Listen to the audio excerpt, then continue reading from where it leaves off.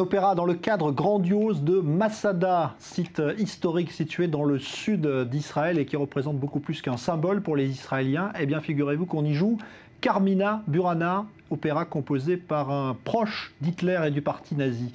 Maël Benoliel s'est rendu à la répétition générale. Reportage. Plus de 400 artistes sur scène, autant de techniciens tout autour. Un projet d'envergure qui emploie depuis des mois près de 2500 personnes. Car il n'en faut pas moins pour mettre en place un opéra en plein désert. Pour la 5e édition du festival de Masada, les organisateurs ont vu les choses en grand. Cette année, c'est les 30 ans de l'opéra israélien. Alors nous avons décidé de faire 2 opéras pour l'occasion et aussi parce que nous voulons devenir en quelque sorte la Vérone du Moyen-Orient.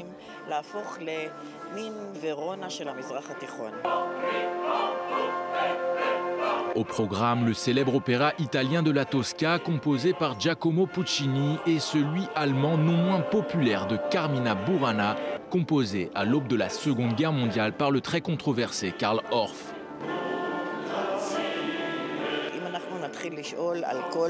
Vous savez, si on commence à faire le compte de tous les musiciens qui étaient antisémites ou pas, on devrait renoncer à tout le répertoire. Et une des raisons pour lesquelles nous avons pensé à Carmina Burana, c'est justement parce que c'est malgré tout un opéra très populaire.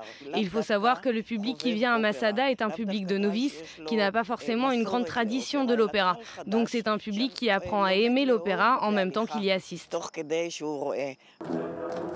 Et le fait que celui-ci soit joué en plein air au pied de Masada, lieu symbolique dans l'histoire du peuple juif, attire à chaque édition des milliers de curieux.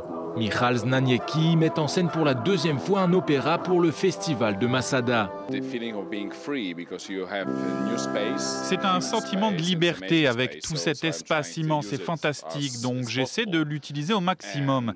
Et le fait d'avoir cette montagne en arrière-plan qui est très symbolique pour tout le monde, ça donne le sentiment que cette montagne a autant d'importance que l'interprétation. Et dans le cas de Carmina Burana, c'est particulièrement vrai puisque cet opéra est sur la vie et la mort, comme l'est aussi l'histoire de Masada. Donc c'est ce que j'ai essayé de faire, de tout connecter. Et à quelques minutes du début de la dernière répétition, l'excitation est à son comble dans les rangs des artistes. Et notamment pour le contre-ténor israélien Alon Harari. Joué dans le désert, un tel opéra constitue une première pour lui. Il y a de l'excitation et de l'inquiétude parce que c'est un projet original. Ce n'est pas un opéra traditionnel. Il y a beaucoup de choses qui se passent pendant l'opéra.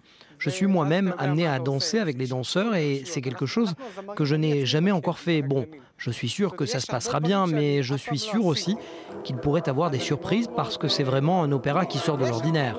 Je trouve ça génial de participer à cet opéra. C'est l'expérience d'une vie. Cette répétition générale aura permis d'effectuer les derniers réglages de cette super production. La prochaine fois que les artistes seront sur scène, 8000 personnes seront dans les gradins pour assister à leur performance. Et le grand